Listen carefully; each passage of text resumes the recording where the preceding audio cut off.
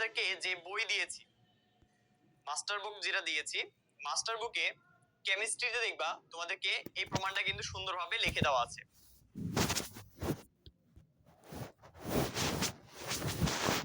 একটা মিনিট দাঁড়াও। Hello, master.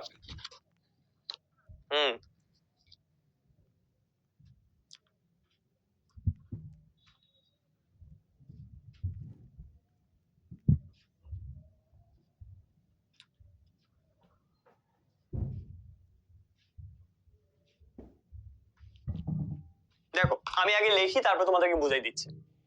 যেভাবে প্রমাণটা তোমরা করবে সেভাবেই লিখে দেওয়া ভালো, রাইট?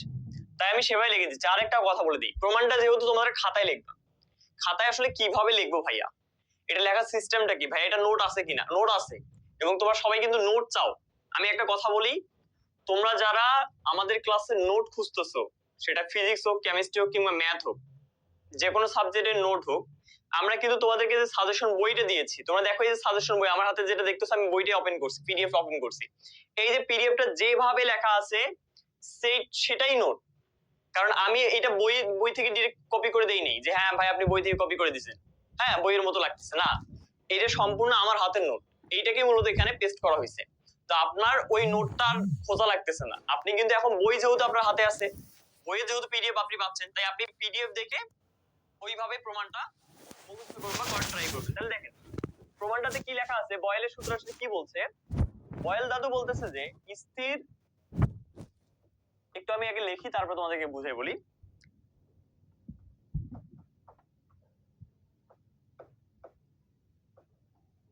স্থির তাপমাত্রা ও, বা এভাবে লেখা যায়, স্থির তাপমাত্রায় নির্দিষ্ট ভরের কোনো কোনো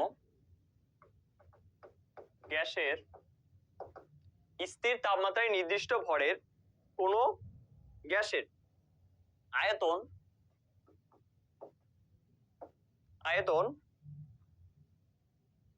স্থির তাপমাত্রায় নির্দিষ্ট ভরের কোনো গ্যাসের আয়তন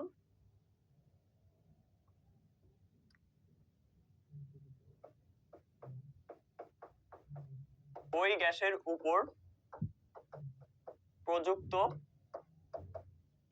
চাপের ব্যস্তানুপাতিক। এটা হলো বিজ্ঞানী বয়েল বলেছিল। এখন এইটা ভাইয়া কি বোঝাচ্ছে, ব্যস্তানুপাতিক। লাস্ট পর্যন্ত কি দেখা যাচ্ছে? শেষ পর্যন্ত আই হোপ দেখা যাওয়ার কথা। দেখেন বিজ্ঞানী বয়েল বলতেছে কি, দেখো স্থির তাপমাত্রায় নির্দিষ্ট ভরের কোন গ্যাসের আয়তন এর উপর প্রযুক্ত চাপের ব্যস্তানুপাতিক। মানে ধরেন যে আমি যদি এখানে ধরে নেই যে ধরি তোমার চাপ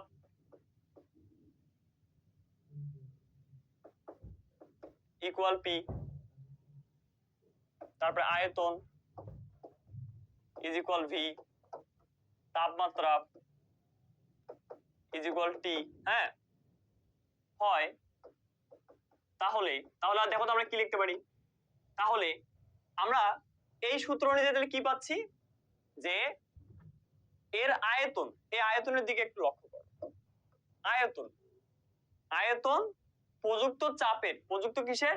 চাপের ব্যস্তানুপাতিক। অর্থাৎ আমার আয়তন ভি, এটা হবে চাপের ব্যস্তানুপাতিক, মানে 1/p হবে।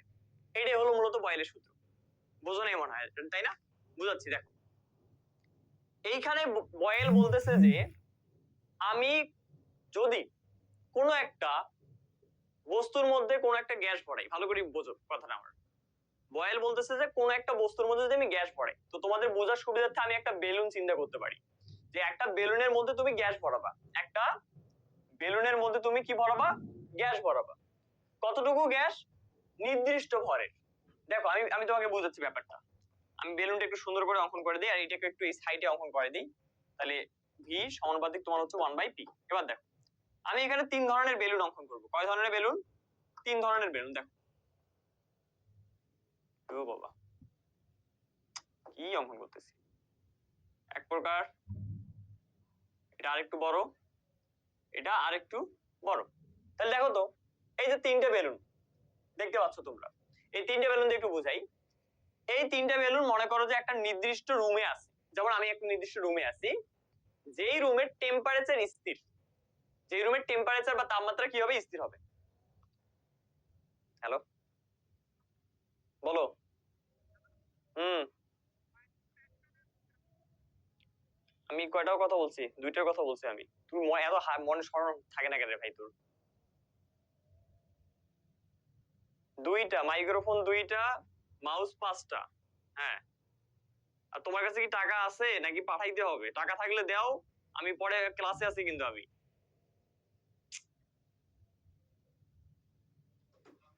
দেখো, তাইলে মনে করো রুমের তাপমাত্রা কিন্তু একই হবে বা স্থির হবে, যার কারণে কিন্তু এখানে বলা হয়েছে টি স্থির বা টেম্পারেচারটা স্থির। বোঝো নাই ভাই? সিম্পল ভাবে চিন্তা করো না। আমি একটা রুমের মধ্যে গবেষণা করব, তো যদি গবেষণা করতে হয় তাহলে অবশ্যই ওই রুমের অনেক কিছু বিষয়, ধরো যে দরজা জানলা যেমন অফ করতে হয়, ঠিক তেমনই ওই রুমের টেম্পারেচারটাও কিন্তু একদম একুরেট রাখতে হবে, যে না ওইদিকে তাপমাত্রা বেশি, এইদিকে কম, এইদিকে বেশি কম না, চারিদিকেই সমান। তো তাপমাত্রা স্থির মানে কি, চারিদিকে তাপমাত্রা ধরো যে 20 ডিগ্রি তো 20 ডিগ্রি। ওকে, ক্লিয়ার? তাহলে এখন কি হবে ভাইয়া? এখন এই বেলুন গুলোর মধ্যে আমি নির্দিষ্ট একটা ভরের গ্যাস দেবো, সেটা তোমার নাইট্রোজেন গ্যাস হতে পারে, ক্লোরিন গ্যাস হতে পারে, যে কোনো একটা গ্যাস তুমি এই বেলুন গুলোর মধ্যে দিলা। কিন্তু কথা হচ্ছে ভাইয়া, আমি এই বেলুনটার মধ্যে যদি একই ধরো সাপোজ আমি বোঝার সুবিধার্থে তোমাদের যদি বলি, যে তুমি এখানে 1 কেজি, এখানেও 1 কেজি এবং এখানেও 1 কেজি তুমি ভরের গ্যাস দিয়েছো, কিন্তু তিনটা বেলুনের আকৃতি কিন্তু 3 রকমের হয়েছে, হয়েছে কিনা? হ্যাঁ ভাইয়া, 3 রকমের আকৃতি হয়েছে। এটা কেন হইলো? এটাই মূলত বয়েলের সূত্র। বয়েল বলতেছে কি, দেখো, স্থির তাপমাত্রায় নির্দিষ্ট ভরের, এই নির্দিষ্ট ভর মানে কি, একই ভরের গ্যাসের আয়তন, এই গ্যাসের আয়তন এর উপর প্রযুক্ত চাপের ব্যস্তানুপাতিক। মানে এখানে যে ঘটনাটা ঘটছে, এর তাপমাত্রা স্থির, এর মধ্যে গ্যাসের পরিমাণও কি স্থির বা একই, কিন্তু চাপ একই না। অর্থাৎ দেখো, ধরো আমি এই গ্যাসটাকে বা এই বেলুনটাকে বাইরে থেকে আমি মনে করো যে 0.5, হ্যাঁ, অ্যাটমসফিয়ার চাপ দিয়েছি, অ্যাটমিক প্রেসার দিয়েছি আমি এখানে 0.5। তাহলে এটার যে আয়তন, সে আয়তনটা কত হবে? এটার আয়তনটা আমি দেখতে পাচ্ছি যে এটা যেহেতু চাপ আমি কি একটু কম দিয়েছি না, তাহলে আর না, এইটা একটু চাপটা একটু তোমার হচ্ছে এভাবে দেই, যে তোমার যদি কত দেওয়া যায়, তোমার চাপ একটু বেশি দেবো, কারণ আছে। কারণ এটা যে দেখো, তুমি যখন কোনো কিছুকে চাপ বেশি দিবা, তখন জিনিসটা কি ছোট হবে না বড় হবে? ধরো যে একটা বেলুন তোমার হাতে আছে, কল্পনা করো ওই বেলুনটাকে তুমি এখন প্রেসার দিচ্ছ, তাই বেলুনটা কি ছোট হবে না? ছোট হয়েছে। তাহলে কতটুকু হয়েছে ভাইয়া? তো বেলুনটা যে আয়তন বা ভি, আমি এখানে লিখে দিচ্ছি তোমাদের সুবিধার জন্য, এটা হচ্ছে পি। ধরো যে এটা প্রেসার আমি দিলাম এত, তো এখান থেকে আমার ভি মানে ভলিউম পাওয়া গেল হচ্ছে কত। দেখো আমি ব্যাপারটা একটু বুঝাই। ভলিউম পাওয়া গেল হচ্ছে, এটা কিন্তু মেপে মেপে দিতে হবে, আন্দাজি দেওয়া যাবে না, রাইট? ভলিউম পাওয়া গেল মনে করো যে 1 লিটার, মানে এটার আয়তন হলো 1 লিটার। সেম ভাবে তুমি যখন এইখানে প্রেসার দিবা, এইখানে প্রেসার দিলা হলো মনে করো কত, এটা একটু কমাই দিই, 0.5 লিটার, 0.5 লিটার। এখানে মনে করো তুমি প্রেসার দিলা হচ্ছে 2, প্রেসার কত দিলা, 2 অ্যাটমসফিয়ার দিলা প্রেসার, তো এখান থেকে তুমি আয়তন পাইলে মনে করো 1 লিটার। একটু বোঝো, আমি তোমাকে একদম ক্লিয়ারলি প্র্যাকটিক্যালি বুঝাই দিচ্ছি। এখানে মনে করো তুমি প্রেসার দিলা হচ্ছে তুমি কত, 0. এবার 5 এখানে তুমি প্রেসার দিলা, প্রেসার এবার দেখো কমাইছো, আর তাহলে এখানে আয়তনটা কিন্তু তোমার এবার বেড়ে যাবে। আয়তনটা এখন হয়ে গেছে 4 অ্যাটমসফিয়ার। কি সমস্যা? ফোন দিছে কেন? কত বলো? কত টাকা? দাও আমাকে, দাও, দাও। হুম, না না, অভিষেক আছে, কি কও না কও। দেখো, এখন দেখো তো ব্যাপারটা একটু, জিনিসটা যে আমি এই বেলুনটাতে দেখো চাপ বেশি দিয়েছি, দেখো চাপ কি দিছি, 4 চাপ দিছি, মানে 4 অ্যাটমসফিয়ার চাপ দিছি। বেলুনটা কি ছোট হবে না বড় হবে? চাপ বেশি দিছি, বেলুনটাও দেখো ছোট হয়ে গেছে, কত, 0.5 লিটার এটা আয়তন হয়েছে। আবার দেখো চাপটা যখন আমি কমাই দিই, ধরো একটা বেলুনের চাপ তুমি যতটুকু দিচ্ছ একটু হালকা ছেড়ে দাও, তাহলে বেলুনটা কি হবে, প্রসারিত হবে, ফুলে যাবে, যার কারণে আয়তনটা একটু বেড়ে গেল। আবার দেখো চাপটা কি করছি আমি, আরো কমাই দিছি, তাহলে বেলুনটা আরো বড় হয়ে গেছে। তার মানে তুমি কি দেখলা, চাপ যত আমি কমাচ্ছি বেলুনের আয়তন তত বাড়তেছে, মানে কমলে বাড়ে আবার বাড়লে কমে, তাহলে এটাকে বলা হয় কি, ব্যস্তানুপাতিক। যার কারণে মূলত বয়েল এই কথাটা বলছে। প্রমাণ পাইছো? এটাই হচ্ছে বয়েলের সূত্র। যদি কখনো বলে সংক্ষিপ্ত প্রশ্নে যে বয়েলের সূত্র ব্যাখ্যা করো, তখন তোমরা এইভাবে বয়েলের সূত্রটা ব্যাখ্যা করে দিবে। পারবা না? একদম ইজি কিন্তু। আর কি বুঝাবো ভাই, সহজ জিনিস। একটা বেলুনকে যদি তুমি চাপ দাও, বেলুন ছোট হবে, ছোট হবে কিনা, মানে জোরে চাপ দিলে আয়তন কমবে, তাহলে চাপ জোরে দিচ্ছি মানে কি, বেশি দিচ্ছি, আয়তন কমতেছে, মানে কি, ব্যস্তানুপাতিক ভাই। সেই জন্য বলা হচ্ছে কি, ভি ব্যস্তানুপাতিক 1/p। ক্লিয়ার? সবাই ক্লিয়ার হলে একটু ডান লেখো তো, সবাই ক্লিয়ার হলে একটু ডান লেখো।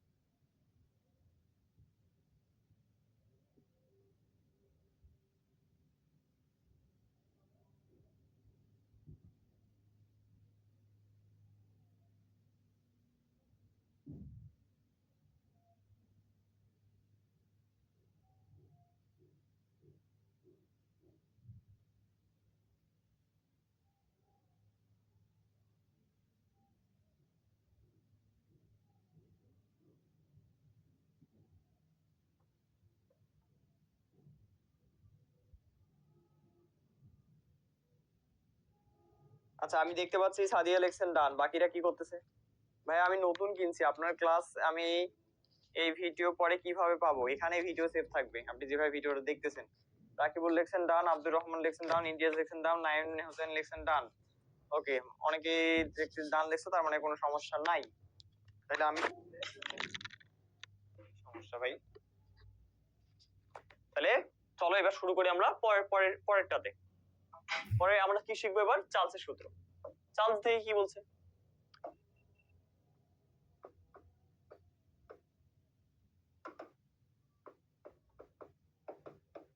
চার্লসের সূত্র, চার্লসও একই কথাই বলছে, শুধু ওরটাতে একটু ঝামেলা আছে। কি ঝামেলা?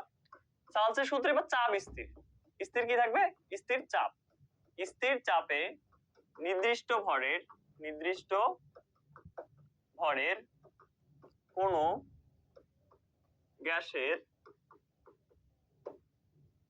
গ্যাসের আয়তন এর কেলভিন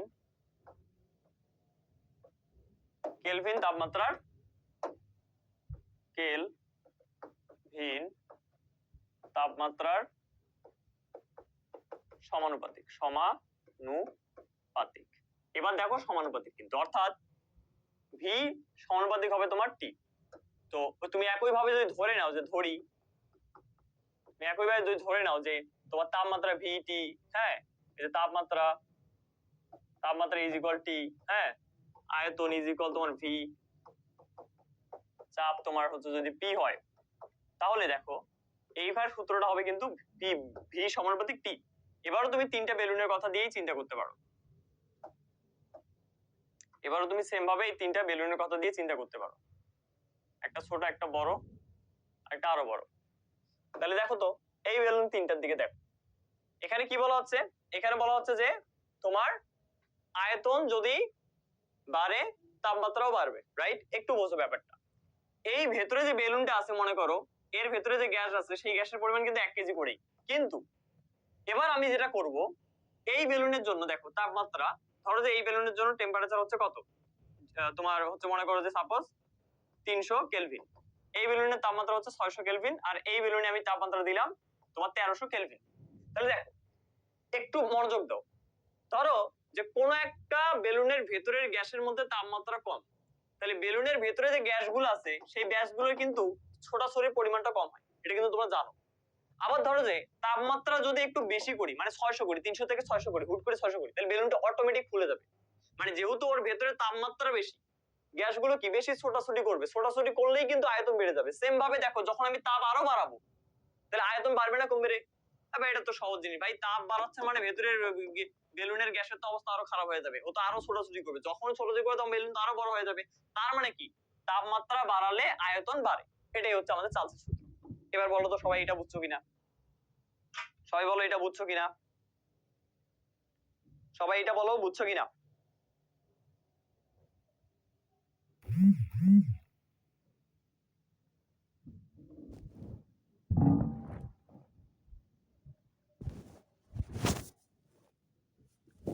সবাই এটা বলো, ডাল লেখো ভাইয়েরা, সবাই বুঝলে একটু ডাল লিখতে ভালো হয়।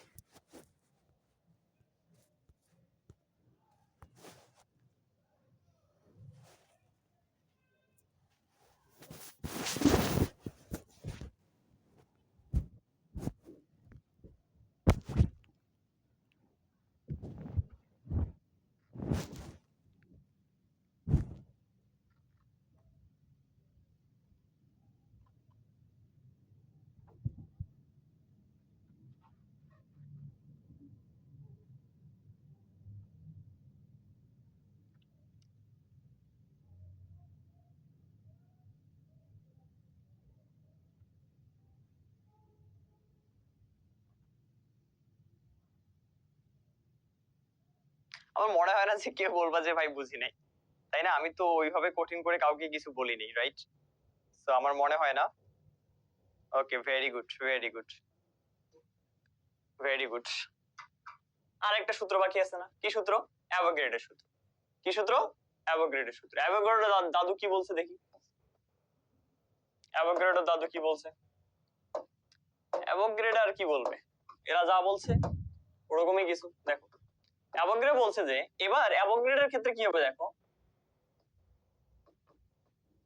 অ্যাভোগাড্রোর সূত্র। অ্যাভোগাড্রোর সূত্রে অ্যাভোগাড্রো কি বলছে দেখো, এ বলছে যে আমরা এতক্ষণ কি দেখলাম, আমরা এতক্ষণ দেখলাম স্থির তাপমাত্রা অথবা চাপ, কিন্তু এবার অ্যাভোগাড্রো কি বলছে, স্থির তাপমাত্রা ও স্থির চাপে, মানে দুটোই এবার স্থির থাকবে। স্থির চাপে সকল গ্যাসে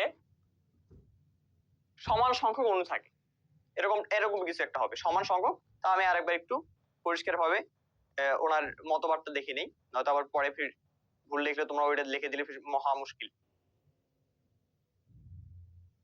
স্থির চাপে এবং তাপমাত্রায় সকল গ্যাসের সমান সংখ্যক অণু থাকে, দেখি স্থির তাপমাত্রায় ও চাপে সম আয়তনে, আচ্ছা সম আয়তনে সকল গ্যাসের সম আয়তনের, স্থির চাপে সম আয়তনের সম আয়তনের সম আয়তনের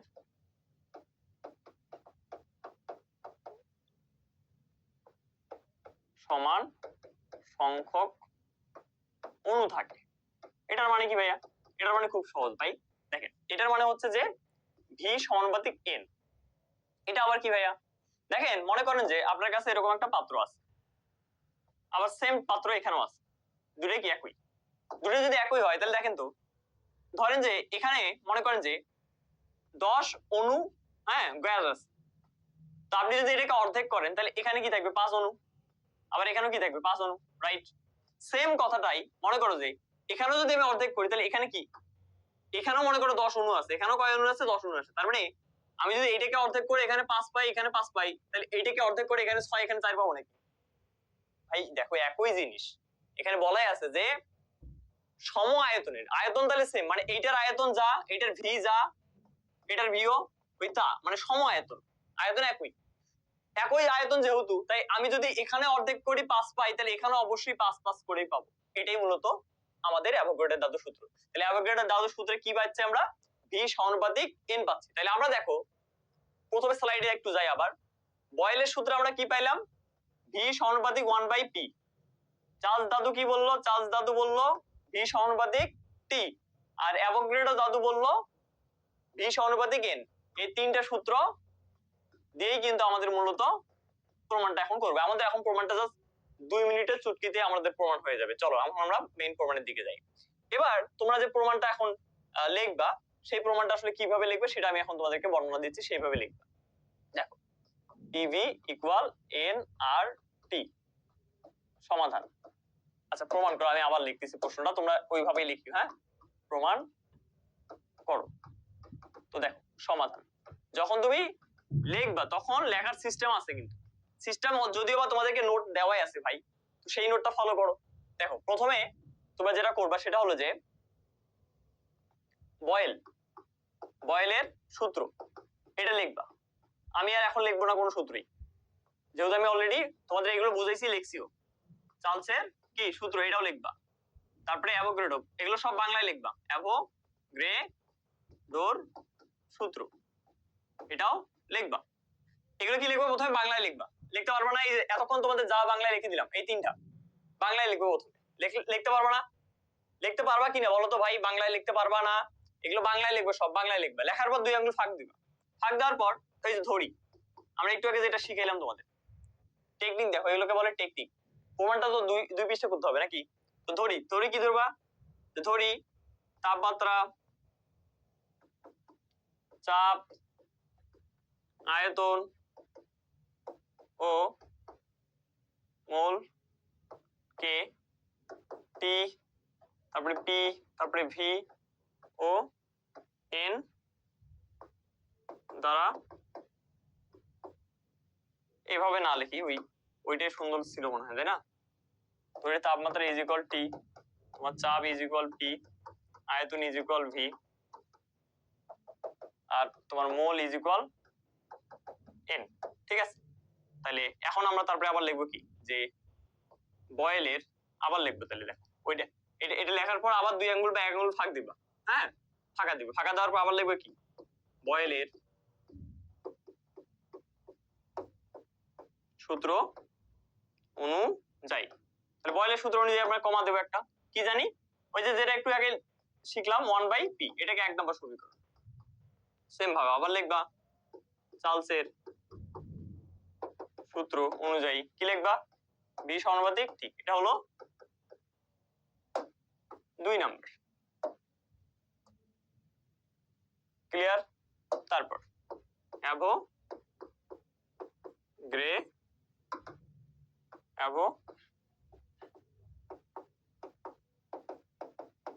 তাহলে ভি সমানুপাতিক এন, এটা হচ্ছে আমাদের কয় নাম্বার? 3 নাম্বার। আচ্ছা তাহলে 3টে গেল, পরের পৃষ্ঠাতে আমরা যাব। 1 নং, 2 নং, 3 নং সূত্র সমীকরণ হতে পাই। 3 নং হতে পাই।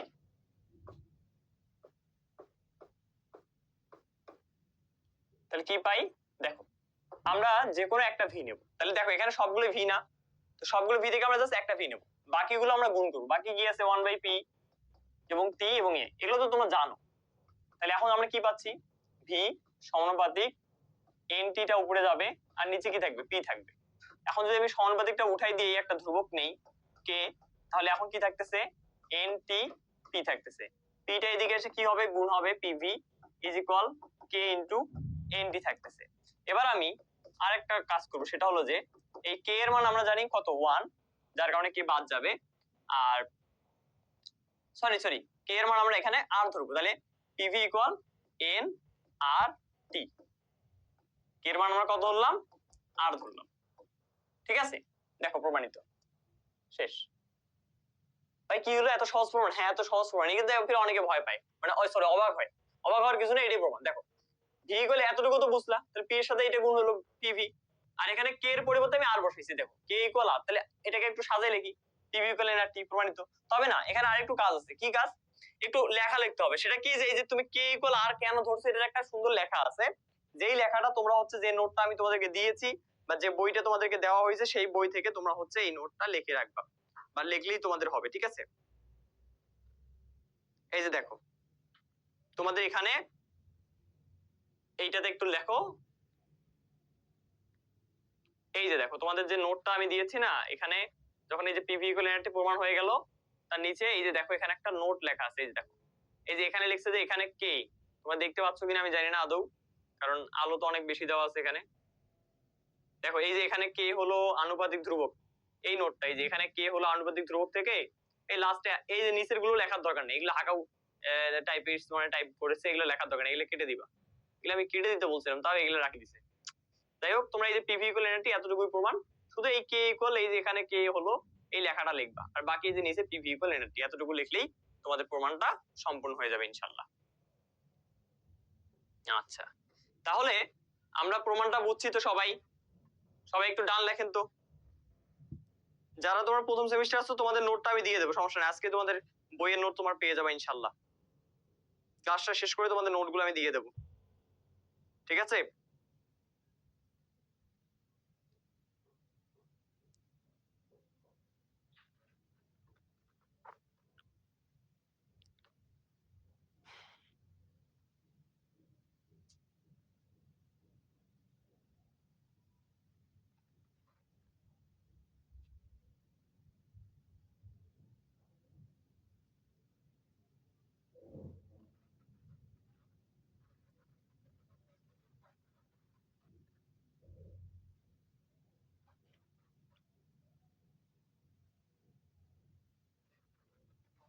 তাহলে আমাদের 3 অধ্যায় শেষ কিন্তু, হ্যাঁ এখন 4 অধ্যায়ে আমরা যাব। 4 অধ্যায়ের নাম কি দেখো তো, আয়নিক বন্ধন এবং সমযোজী বন্ধন। আয়নিক বন্ধন, সমযোজী বন্ধন।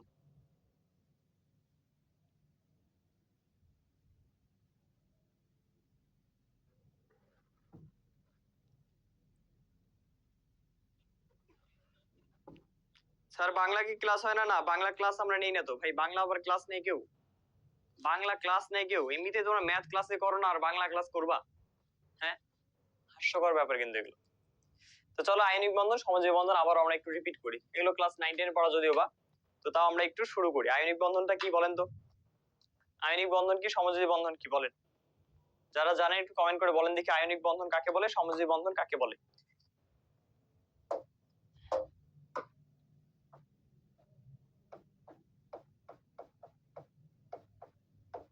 আয়নিক বন্ধনটা কি আর সমযোজী বন্ধনটা কি বলেন?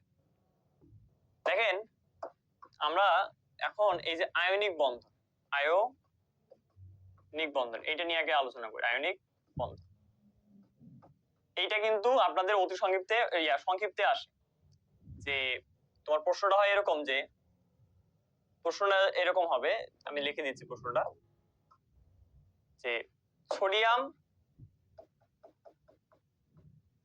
ক্লোরাইড এর আয়নিক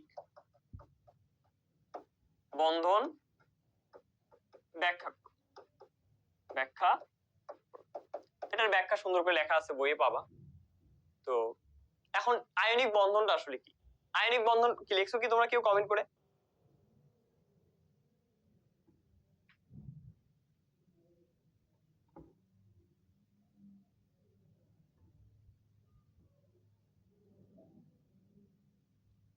এখনো কিন্তু কেউ লেখলা না, যাই হোক আমি বলি। আয়নিক বন্ধন হচ্ছে যে তোমার ধাতু এবং অধাতুর মধ্যে যে বন্ধন, সেটাকে মূলত বলা হয় আয়নিক বন্ধন, অথবা ইলেকট্রন আদান প্রদানের মাধ্যমে, ইলেকট্রন আদান প্রদানের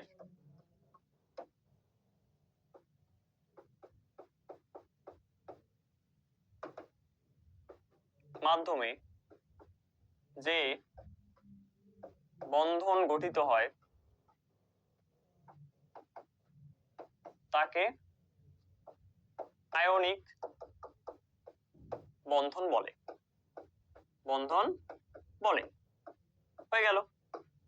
তাহলে ইলেকট্রন আদান প্রদানের মাধ্যমে যে বন্ধন গঠিত হয় তাকে আয়নিক বন্ধন বলে, অথবা ওই যে ধাতু এবং অধাতুর মধ্যে যে বন্ধন গঠিত হয়, যেমন দেখো তুমি এখানে সোডিয়াম এ কিন্তু একটা ধাতু, আর এই যে ক্লোরিন এ কিন্তু একটা অধাতু। তাহলে এই যে দেখো ধাতু এবং এই যে অধাতু মিলে কিন্তু একটা বন্ধন গঠন করছে, এটাই কিন্তু আমাদের আয়নিক বন্ধন। বাট এটা আরো অনেক কথা আমাদেরকে যখন আমরা এটা লিখবো তখন ব্যাখ্যা করতে হবে। তাহলে কি কি লেখা যায় ভাইয়া? দেখো, তাহলে ইলেকট্রন আদান প্রদানের মাধ্যমে যে বন্ধন গঠন হয় তাকে বলা হয় আয়নিক বন্ধন। এটা তোমরা লিখলা। লেখার পর এখন ইলেকট্রন এই আদান প্রদানটা কিভাবে হয় সেটা তোমাদেরকে একটু দেখাতে হবে। কিরকম? দেখো, যে এই যে সোডিয়াম, সোডিয়াম কি করবে? সোডিয়ামে আমরা জানি সোডিয়ামের সর্বশেষ কক্ষপথে একটা ইলেকট্রন আছে, রাইট? যারা জানো না তারা একটু দেখার ট্রাই করো। সোডিয়ামে কিন্তু মোট 11টা ইলেকট্রন আছে, রাইট? সোডিয়ামের পারমাণবিক সংখ্যা কত? 11 না? আর ক্লোরিন কত? ক্লোরিন কিন্তু 17। যারা তোমরা সায়েন্স থেকে পড়ো নাই বা আর্টস থেকে আসো তাদের উদ্দেশ্যে একটু বলতেছি, তারা একটু ভালো করে শোনো। এখানে আসলে কি হয় যে কেমিস্ট্রিতে মূলত সবাই নিষ্ক্রিয় থাকতে চায়।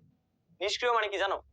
ধরো যে তুমি, যেমন তুমি কাজ কাম কিছু নাই, সবসময় কাজ কাম ছাড়াই থাকতে চাও, হ্যাঁ, পড়াশোনা ছাড়া থাকতে চাও, সারাদিন গেম খেলি, সারাদিন মুভি দেখি, সারাদিন ঘুরে বেড়াই, হ্যাঁ, পড়াশোনা না হলেই চলে। ঠিক তেমনই এরাও কিন্তু সবসময় এরকমই থাকতে চায় যে আমরা যেন কারোর সাথে না বিক্রিয়া করি, হ্যাঁ, আমাকে বিক্রিয়া দিচ্ছে, আমাকে জ্বালাচ্ছে, আমাকে পুড়াচ্ছে, ওরা ওগুলো থেকে সবসময় মানে দূরে থাকবে, দূরে, 100 হাত দূরে। তো তখন এই সোডিয়াম এবং ক্লোরিন যদি ওগুলো থেকে দূরে থাকতে চায় তখন তারা চিন্তা করে যে তাহলে আমার কাছে যে নিষ্ক্রিয় মৌলটা আছে তার মতো আমাকে হতে হবে। যেমন নিষ্ক্রিয় মৌল আছে বেশ অনেকগুলো আছে। এগুলো তোমরা যখন তোমরা এই যে মৌলের সিরিজ গুলো দেখছো তখন হয়তো দেখছিলা 18 নাম্বার যে গ্রুপ, সেখানে মূলত নিষ্ক্রিয় মৌলগুলো আছে। তার মধ্যে নিষ্ক্রিয় মৌল একজন রয়েছে, তার মধ্যে রয়েছে একজন নিয়ন আর একজন রয়েছে আর্গন। নিয়নের ইলেকট্রন সংখ্যা হচ্ছে 10, আর্গনের হচ্ছে 18। আপনি একটু দেখেন, লক্ষ্য করেন, নিয়নের পরে কিন্তু সোডিয়াম। তার মানে দেখেন সোডিয়ামের ভাগ্যটা কত খারাপ। সোডিয়াম চিন্তা করতেছে মনে মনে যে আমি কতটা খারাপ ভাগ্য নিয়ে জন্মগ্রহণ করছি। যেমন তোমরা অনেক ক্ষেত্রে চিন্তা করো যে আমি যদি একটু বড়লোক হইতাম, হ্যাঁ, তাহলে খুব ভালো হইতো। এও কিন্তু ওই চিন্তাটাই করতেছে যে আমার 11 ওর 10, আমি যদি 10 হইতাম তাহলে তো নিয়নের মতো হইতাম। নিয়ন কিন্তু নিষ্ক্রিয়, ও কারোর সাথে বিক্রিয়া করে না। আর্গনও কিন্তু নিষ্ক্রিয়, ও কারোর সাথে বিক্রিয়া করে না।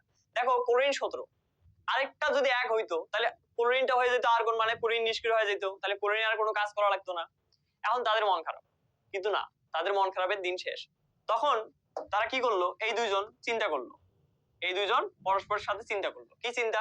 যে দেখ, আমার একটা ইলেকট্রন বেশি, সোডিয়াম বলতেছে আমার একটা ইলেকট্রন বেশি, আমি যদি একটা ইলেকট্রন ত্যাগ করি তাহলে আমি নিয়নের মতো হয়ে যাব। অর্থাৎ দেখ, সোডিয়ামের ইলেকট্রন কয়টা? সোডিয়ামের ইলেকট্রন হচ্ছে মোট 11টা। 11টা কিভাবে বসে আমরা কিন্তু এটাও জানি যে প্রথম কক্ষপথে 2টা ইলেকট্রন, পরের কক্ষপথে 8টা ইলেকট্রন। এই যে 8টা ইলেকট্রন দিচ্ছি আমি, তাহলে 2 আর 8 কত হলো? 10। এবং এই যে সর্বশেষে একটা ইলেকট্রন থাকলো, এটা কার? সোডিয়ামের। সেম ভাবে ক্লোরিনেরটা কেমন হবে?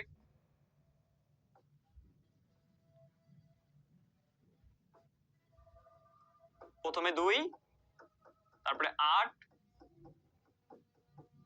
8টা ইলেকট্রন, এবং শেষে কয়টা? শেষে 7টা ইলেকট্রন। তাহলে 10 আর 7 কত হয়? 17। এবার দেখেন, এই যে দেখেন, আপনি গণে দেখেন ইলেকট্রন কারে 17টা আছে কিন্তু। তাহলে ক্লোরিন কি বলতেছে, সোডিয়াম কি বলতেছে? ভাই তুই আমার কাছ থেকে এই আমার একটা ইলেকট্রন তুই তোর কাছে নি। তুই তোর কাছে নিলে কি আমার কি সুবিধা হবে? ক্লোরিন বলতেছে যে তোর যেটা সুবিধা হবে, তোর কিন্তু একটা ইলেকট্রন শর্ট আছে 18 থেকে, তুই আর্গনের মতো হতে পারবি। তাহলে তখন ক্লোরিন বলে যে হ্যাঁ হ্যাঁ এটা তো ঠিক কথা। তো তখন কি করে? ক্লোরিন কিন্তু ওই একটা ইলেকট্রন ধার নেয়। যখনই এই যে ইলেকট্রন ধার নেওয়া হইলো, এই যে ইলেকট্রনের আদান প্রদান হইলো, তখনই কিন্তু মূলত আমাদের এখানে বিক্রিয়াটা সংঘটিত হলো। এই বিক্রিয়াটাকে মূলত বলা হয় আয়নিক বন্ধন। তাহলে এই দুইজন এখন বিক্রিয়া করে কি গঠন করলো? দেখো, এই দুইজনে এখন বিক্রিয়া করে, দেখো এই যে সোডিয়াম তখন হয়ে গেল, এখন 10টা হয়ে গেল, এই যে দেখো 10টা সোডিয়াম হয়ে গেল। এখন কয়টা? সোডিয়াম হয়ে গেল এখন 10টা। আর ক্লোরিন যেহেতু একটা নিয়েছে তাই ক্লোরিন হয়ে যাবে কয়টা? ক্লোরিন হয়ে যাবে লাস্টে 18টা।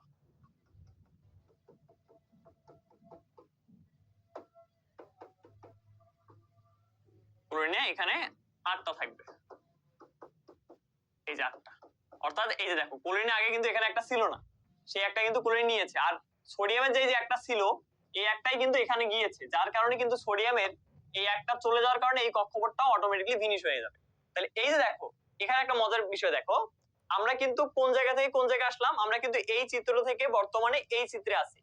তো এই চিত্রের যে প্রাথমিক অবস্থাটা, এটা কিন্তু সোডিয়াম এবং ক্লোরিনের প্রাথমিক অবস্থা। ধরো যে আমার প্রাথমিক অবস্থা কি, আমি এরকম দেখতে, রাইট? আমি এরকম দেখতে। এখন আমি যদি একটু পরিবর্তন হতে চাই, সুন্দর হতে চাই, তাহলে আমাকে একটু চুল কাটতে হবে, মেকআপ করতে হবে, ওইটা করতে হবে, ওইটা একটা ব্যাপার।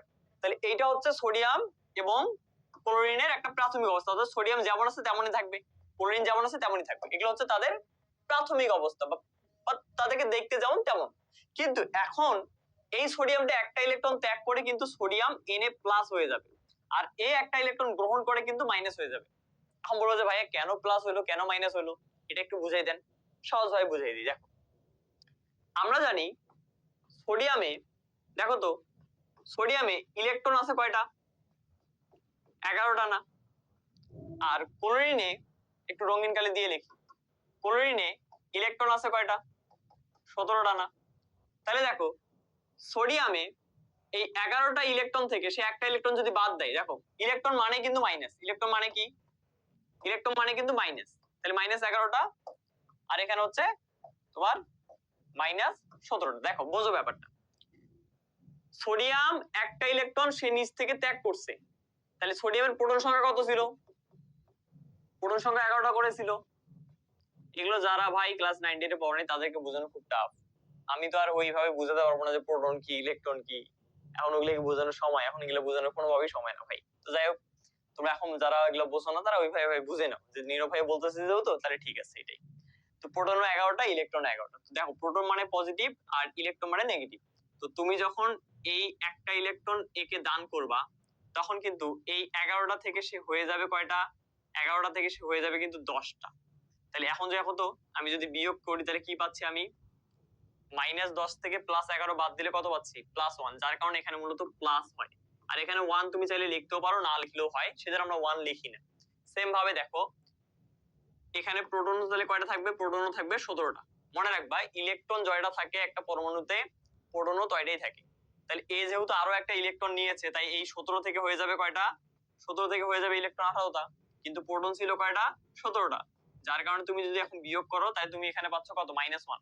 তো এখানে তুমি মাইনাসও লিখতে পারো কিংবা -1ও লিখতে পারো। আই হোপ মাইনাসের কাহিনীটা বুঝতে। ধরেন যে ম্যাগনেসিয়াম কিন্তু যখন ইয়া হয়, আয়নিত হয় বা এই যে ইলেকট্রন আদান প্রদান করে, তখন কিন্তু ম্যাগনেসিয়ামে আমরা +2 লিখি। কেন ভাইয়া? কারণ ম্যাগনেসিয়াম কিন্তু দুইটা ইলেকট্রন ত্যাগ করে। এ যেমন একটা ইলেকট্রন ত্যাগ করছে, ম্যাগনেসিয়াম দুইটা ইলেকট্রন ত্যাগ করার জন্য এরকম আমরা +2 দেই। এই হলো মূলত আয়নিক বন্ধনের কাহিনীটা। এখন আপনারা এগুলো লিখবেন কিভাবে? সব কিন্তু সুন্দরভাবে বর্ণনা আপনাদেরকে আমরা কিন্তু নোট দিয়ে দিয়েছি, সেই নোটটা আপনারা ফলো করবেন। নোট বলতে কি বলেন তো? সাজেশন বই বা মাস্টার বই। মাস্টার বই ফলো করবেন তাহলেই হয়ে যাবে। এই হলো মূলত আমাদের আয়নিক বন্ধনের ব্যাখ্যা ছিল। আর এখানে আয়নিক বন্ধনে তেমন কিছুই নাই। ঠিক আছে, এইটাই ব্যাখ্যা। ক্লিয়ার? আয়নিক বন্ধন এইটাই। ঠিক আছে, আরেকটা তোমাদের জিনিস দেখাই দেই, সেটা হলো যে তোমাদের এরকম ছক দেখবা যে সোডিয়াম কি করছে? একটা ইলেকট্রন বাদ দিছে। তাহলে একটা ইলেকট্রন বাদ দিয়ে কি হইলো বলতো? Na+ হইলো। আর ক্লোরিন কি করছে? একটা ইলেকট্রন গ্রহণ করছে। গ্রহণ করে কি হইছে? Cl- হইছে।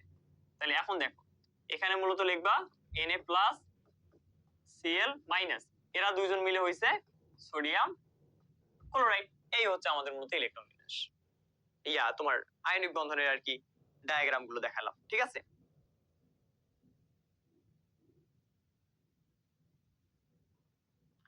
ওকে। এবার আসো সমযোজী বন্ধন। সমযোজী বন্ধনটা কি? সমযোজী বন্ধনটা কি?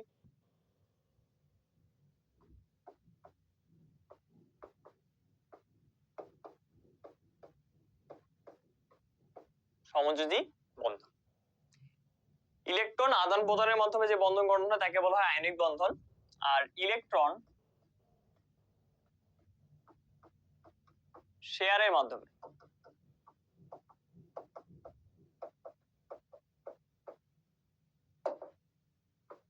শেয়ারের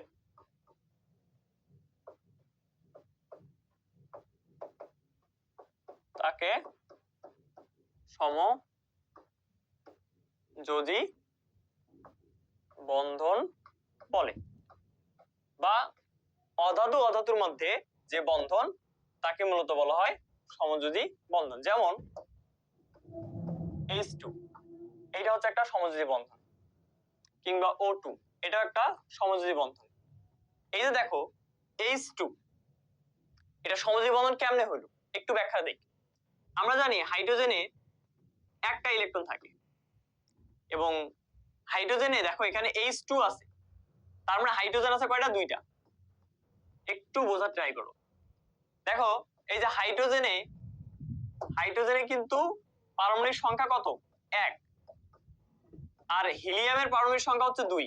এই হিলিয়াম হচ্ছে আমাদের নিষ্ক্রিয়। হিলিয়াম কি? নিষ্ক্রিয়। তাহলে সেম ভাবে দেখো এই হাইড্রোজেন কি চাবে? হিলিয়ামের মতো হতে চাবে না। তাহলে হাইড্রোজেন কিন্তু মনে মনে এখন চিন্তা করতেছে, ইস আমার কাছে যদি আরেকটা ইলেকট্রন থাকতো। তখন এই হাইড্রোজেন বুদ্ধি করলো, কি বুদ্ধি? যে আমি যদি আরেকজন হাইড্রোজেনের কাছে যাইতে পারি, আমি যদি আরেকজন হাইড্রোজেনের কাছে যাইতে পারি তাহলে তো কেল্লা ফতে। কিভাবে? যে আমি এর কাছে গিয়ে আমি এর যে ইলেকট্রন একটা আছে আর আমার যে একটা ইলেকট্রন আছে, দেখো আমি এর কাছে গিয়ে ওর একটা ইলেকট্রন এবং আমার একটা ইলেকট্রন, এই দুইটা মিলেই তো আমি কয়টা হয়ে যাচ্ছি? দুইটা মিলে তো আমি হিলিয়াম হয়ে যাচ্ছি, কারণ আমারও দুইটা ইলেকট্রন ওরও দুইটা ইলেকট্রন, মানে ও নিষ্ক্রিয় হয়ে যাচ্ছে আমিও নিষ্ক্রিয় হয়ে যাচ্ছি। এটাই মূলত আমাদের সমযোজী বন্ধন। কাহিনী কি বুঝলেন? একদম ইজি ব্যাপার, একদম ইজি প্রসেস। এই হচ্ছে সমযোজী বন্ধন। সমযোজী বন্ধনের ব্যাখ্যাটা চায় না, আয়নিক চাইলে আয়নিক চাবে, সমযোজী বন্ধনের ব্যাখ্যা চাইলে এইভাবে তোমরা প্রথমে সংজ্ঞা লিখবা, আমাদের তো বইয়ে আছেই, যেভাবে লেখা আছে সেভাবে তোমরা আর কি লেখা ট্রাই করবা। ঠিক আছে?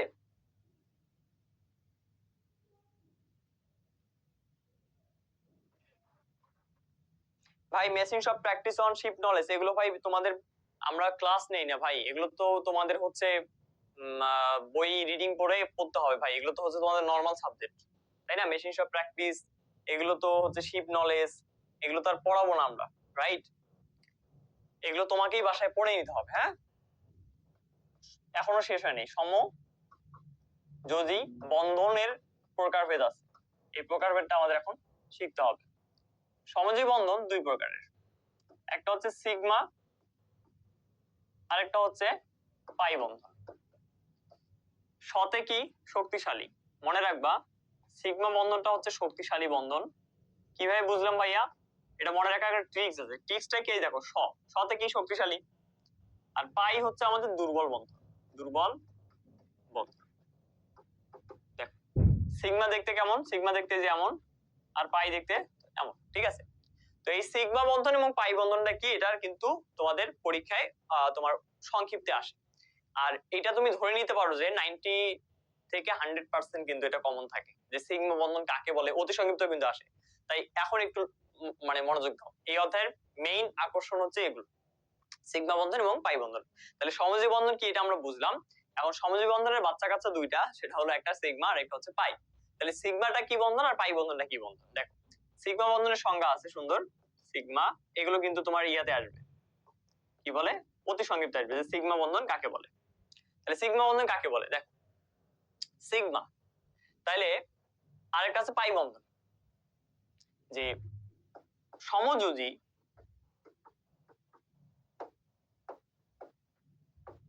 সমযোজী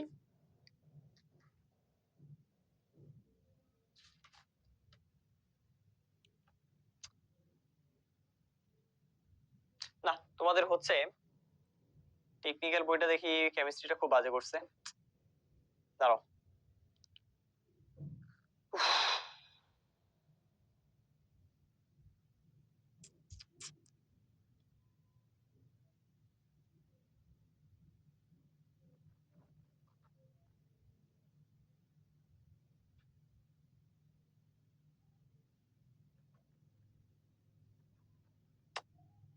আরে সি ভাবে কেন লিখছে?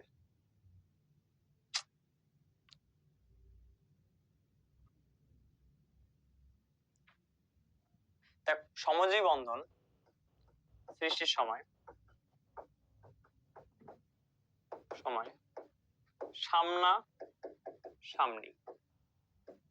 সামনাসামনি অধিক্রমণের ফলে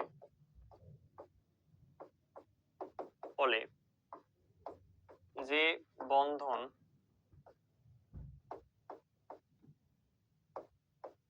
সৃষ্টি হয় তাকে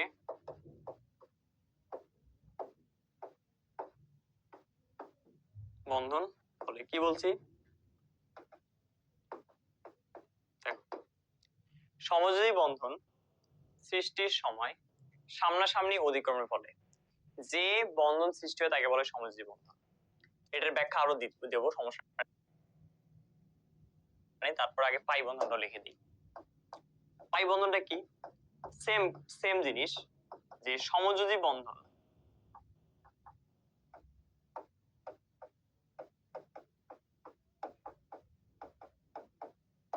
সৃষ্টির সময় পাশাপাশি দেখো সতে সামনাসামনি, পথে পাশাপাশি, পাশাপাশি অধিক্রমণের ফলে,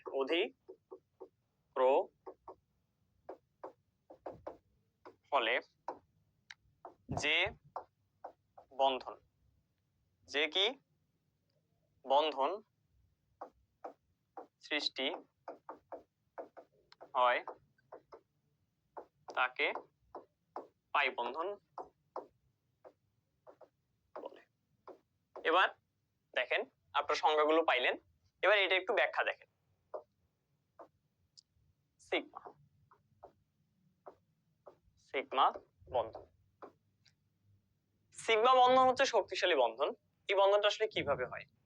এই বন্ধনটা দেখাতে গেলে তোমাদেরকে কিছু ডায়াগ্রাম জানতে হবে। কিছু ডায়াগ্রাম বলতে কি, তোমরা হয়তো এগুলো পড়ছিলা কখনো না কখনো, যে আমরা জানি অরবিটাল কয়টা হয়, এস পি, এগুলো কি অরবিটাল না?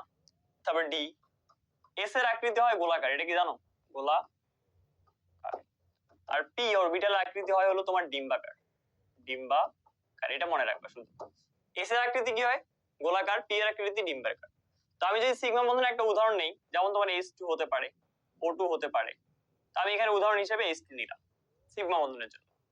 তাহলে সিগমা বন্ধনের H2 তে তুমি যদি এখন H এর ইলেকট্রন বিন্যাস করো, 1s 1 না ভাই, এগুলো ইলেকট্রন বিন্যাস যদি না জানো এখন আর শেখানোর কোনো সময় নেই, কারণ ইলেকট্রন বিন্যাস আমি শিখেছি। তাহলে HS1 হবে, এটা কি হাইড্রোজেনের তোমার ইলেকট্রন বিন্যাস। তাহলে এখানে দেখো তো, এই জায়গায় একটু লক্ষ্য করো, এইখানে তুমি কাকে দেখতেছো? এখানে আছে S। এখন তোমার এইখানে H2 কয়টা হাইড্রোজেনকে মিলিয়ে হয়েছে? 2টা হাইড্রোজেনকে মিলিয়ে হয়েছে। তাহলে এই S এর চিত্রটা দেখতে কেমন হবে? গোলাকার। এই যে আমি যেটা বলছি, S এর চিত্র কি হবে? গোলাকার হবে। যেহেতু আমার এখানে হাইড্রোজেন আছে 2টা, তাই আমি আরো একটা যদি হাইড্রোজেনের কথা চিন্তা করি, আমি যদি আরো একটা হাইড্রোজেনের কথা চিন্তা করি, তাহলে সেটার S এও কি হবে? এরকম গোলাকার হবে না। তাহলে এইটা দ্বারা বোঝাচ্ছে মূলত আমাদের এই হাইড্রোজেন S এর 1 বোঝাচ্ছে। আর এই দুইজন পরস্পর কি হবে? এই যে বললাম সামনাসামনি, পরস্পরের সামনাসামনি, মানে এরকম অতিক্রম করবে, মানে পরস্পরের সাথে মিলিত হবে।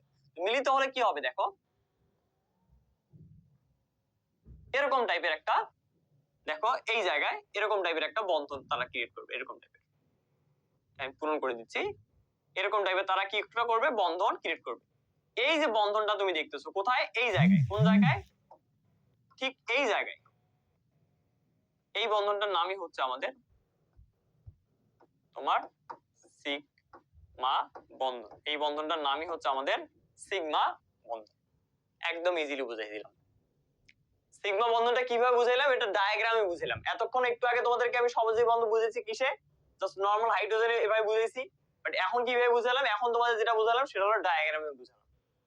এটার নাম হচ্ছে সিগমা বন্ধন। তাহলে সিগমা বন্ধন দেখতে কেমন হবে? এই যে দেখো সামনাসামনি অতিক্রম করবে। আরো উদাহরণ দেই, যেমন মনে করো এবার আমি পাই এর উদাহরণটা দেই, তাহলে তোমাদের জন্য সহজ হবে। পাই এর ক্ষেত্রে আমরা অক্সিজেনকে নেব। পাই এর ক্ষেত্রে আমরা কি নেব? এবার অক্সিজেনকে নেব। এখন বলবো যে ভাই সিগমার ক্ষেত্রে অক্সিজেন কেন নিলেন না? কারণ বলতেছি একটু পর, সমস্যা নেই। দেখো এবার অক্সিজেনের ইলেকট্রন বিন্যাস কি হবে বলো তো? 1s স্কয়ার 2s স্কয়ার, তারপরে কি হবে বলো তো? শোনো শোনো পাগলি শোনো, তাহলে কত? 4 না? কত? 8 না? 8 মিল করতে কত লাগে? 4 তো লাগে। এটাই তো মনে হচ্ছে নাকি? তাহলে 1s square 2s square 3p4। এবার দেখো এইখানে লাস্টের দিকে তুমি কাকে দেখতে পাচ্ছ? লাস্টের দিকে তুমি কিন্তু এখানে এই আল্লাহর বান্দাকে দেখতে পাচ্ছ। পি, পি এর আকৃতি কেমন বলো তো? ভাই পি এর আকৃতি কেমন? ডিম্বাকার। কি কার? ডিম্বাকার। এখন এই পিটাকে আরো ভাঙা যায়, পিটাকে আরো ভাঙা যায় কিভাবে বলেন তো? এই পিটাকে যদি আমি একটু ভাঙে দেখাই আপনাদের, পি এ কিন্তু তিনটা অরবিটাল আছে পি এর মধ্যে, একটা হচ্ছে px, একটা হচ্ছে py, আর একটা হচ্ছে pz। এটা তো আশা করি সবাই জানেন।